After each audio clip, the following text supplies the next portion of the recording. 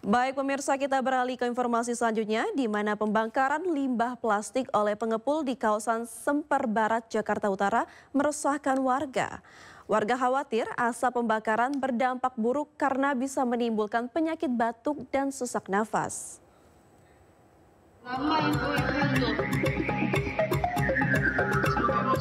Tidak khawatir merekam pembakaran sampah limbah plastik di kawasan Semper Barat, Cilincing, Jakarta Utara. Video lain merekam asap memenuhi ruangan rusun yang lokasinya berdekatan dengan area pembakaran sampah. Kejadian ini membuat warga sekitar resah lantaran kerap sesak nafas dan batuk. Dari keterangan warga, pembakaran sampah limbah plastik ini sudah sering dilakukan oleh pengepul.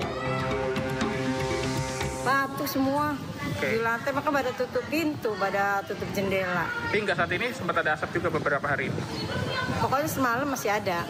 Setelah diituin, bilang dibantu untuk penanganannya biar di lantai kita nih anak-anak nggak pada banyak kena batuk ya, bilang. Mahasiswa protes ke pengepul limbah plastik itu bahkan sudah melaporkannya ke pihak kelurahan kecamatan setempat, namun belum ada tindak lanjut. Dari Jakarta, Sofyan Firdaus, iNews melaporkan.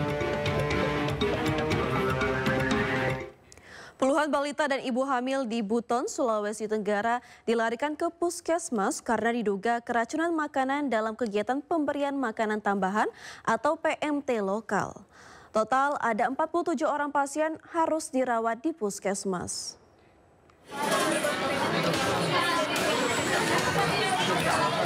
Puluhan balita dan ibu hamil di Kecamatan Wolowa, Kabupaten Buton, Sulawesi Tenggara ini terbujur lemas. Dirawat di unit gawat darurat hingga teras puskesmas Wolowa. Mereka mengalami pusing, muntah hingga diare. Diduga balita dan ibu hamil ini keracunan setelah menyantap makanan dalam kegiatan pemberian makanan tambahan atau PMT lokal yang diberikan puskesmas Wolowa Senin siang. Makanan yang diberikan berupa bubur, ayam, telur, pisang, dan kerupuk. Total 47 orang pasien dirawat di puskesmas. 9 orang terdiri dari 1 ibu hamil dan 8 balita dirujuk ke RSUD Kabupaten Buton. Tadi jam 10 kan dia hanya makan telur, pisang sama kerupuk. Tapi ada 2 sendok katanya dia rasa dan dia tidak suka lagi. Dia sudah rasa-rasa tidak minta. Kondisi terakhir saat ini ke-9 pasien itu sudah stabil semuanya.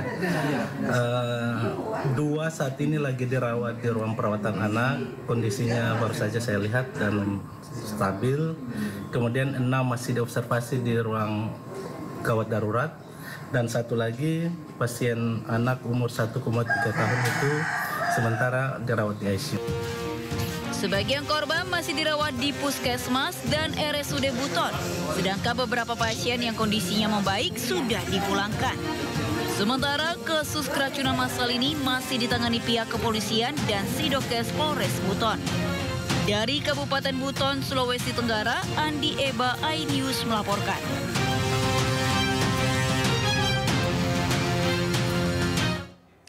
Anggap pelanggar UU Jaminan Produk Halal, rumah makan ayam goreng Widuran di Solo, Jawa Tengah dilaporkan ke polisi.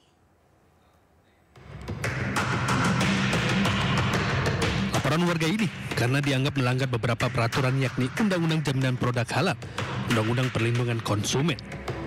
Karenanya warung ini dianggap melakukan penipuan publik terkait kandungan makanan non-halal. Menurut Humas DSKS Endro Sudarsono, laporan Muhammad Burhanuddin tidak berasal dari konsumen langsung, namun didasarkan pada sejumlah kesaksian masyarakat yang merasa tertipu. Makanya kita sendiri menyayangkan atas ketidakjujuran atau ketidakterbukaan dari warung tersebut, di mana masyarakat Muslim khususnya merasa tertipu, merasa kecewa, sehingga termasuk kita harapkan dari Pak Sugeng, anggota DPRD, maupun dari Ibu Mertua Wali Kota yang merasa tertipu berani untuk menjadi saksi ataupun melaporkan, sehingga aduan pelaporan ini semakin kuat. Endro merinci tidak adanya keterangan sejak awal bahwa produk mengandung bahan non-halal, merugikan konsumen muslim yang memiliki hak atas informasi produk. Sebelumnya, Wali Kota Solo menutup warung makan ini sambil menunggu hasil asesmen kehalalan oleh instansi terkait. Dari Solo, Jawa Tengah, Septiantoro, iNews melaporkan. Menu kremesan mengandung babi di rumah makan Ayam Widuran Solo menuai kecewaan luas, terutama bagi pembeli muslim yang sudah berlangganan selama puluhan tahun. Warga Solo meminta kasus ini jadi pelajaran berharga bagi seluruh pemilik usaha agar jujur mencantumkan menu makanan halal atau tidak halal. Ya, kalau bisa tuh pedagang di Solo Raya itu dikasih tulisan, ditempeli produk ini halal apa tidak gitu. Jadi kita tahu, kita konsumen nggak tertipu.